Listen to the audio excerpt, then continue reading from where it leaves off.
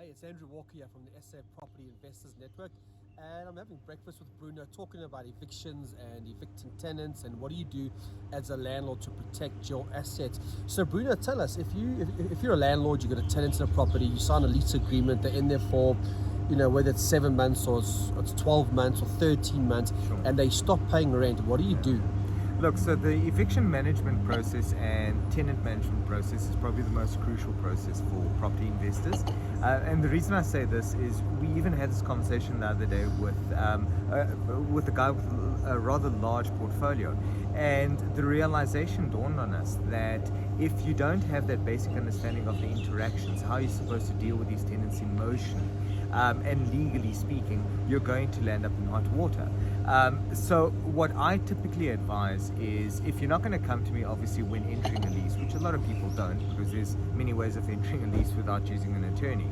By the time the problems start formulating and you start noticing that there's issues, sometimes it is too late. So you do want to have a process somewhere in the middle there that speaks of engagement. So if a tenant stops paying rent, how do you communicate with him? How many chances do you give him? And this is actually where it starts. It's not once you want to kick him out, it's just before that when you're still trying to figure out the problem. So engagement is key, right?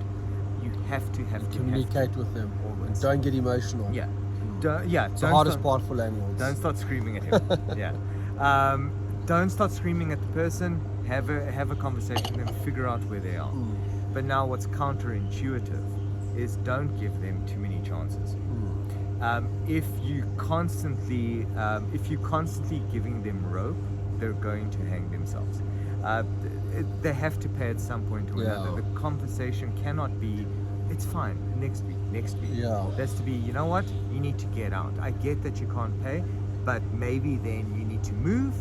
Don't pay for this month. I understand your circumstances, but leave. Exactly. And talk to us about the letter of demand, and if you do serve notice on them, how long does that take? When do you actually cancel a lease, and what could it cost? Cool. So first thing you do, as soon as the person stops paying rent, get the letter of demand out. Even if you're going to engage with him, get the process going, because it's 20 business days that you have to give them to remedy the breach. That's a long period of time. It's a full month. So now if you start giving them a lot of indulgences, and you only send it out 3 weeks later, guess what? You've just wasted about 2 months. So get that letter out immediately, next day after they failed to pay rent. So get the clock running. That's 20 business days in terms of the Consumer Protection Act that they have to remedy their breach. Okay.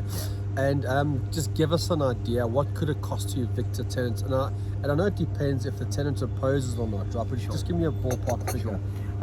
So what we've done is we've broken it down into different phases, because I think having a ballpark figure of a total eviction is overwhelming, because evictions can get complex, and like we said, it's dependent on a lot of things. I mean, just whether the sheriff has to go out and forcefully remove the person could add an extra 10-15k to the bill. So we broke it down into phases in order to try and get into bite-sized chunks for our clients. Now, out of the 5 phases that we have, we've got the initial phase, which is demand, and then you've got the phases that start involving court. By phase 2, about 70 to 80% of our evictions are completed, right? So when I tell a client an eviction could cost 50,000, 100,000, they start getting scared. Reality is 80% of the time, phase 1, which is about, I think it's between 4,000 rand, and phase 2, the full phase is about 10k. But normally you don't even get to the full phase, and you sorted it out. So like for 7,500, 8,000, sometimes the letters go out or the application goes out, you actually get sorted out. Yeah, absolutely. Yeah. And that's the thing, ladies and gents. If you want to find out more about evictions and how to evict tenants, if you do have that issue, just go to the SAPIN website, sapropertynetwork.com. Go to SAPIN Connect, and on the SAPIN Connect page, you'll find Bruno Simão attorneys on there, and you can connect directly with Bruno and his team. See you soon.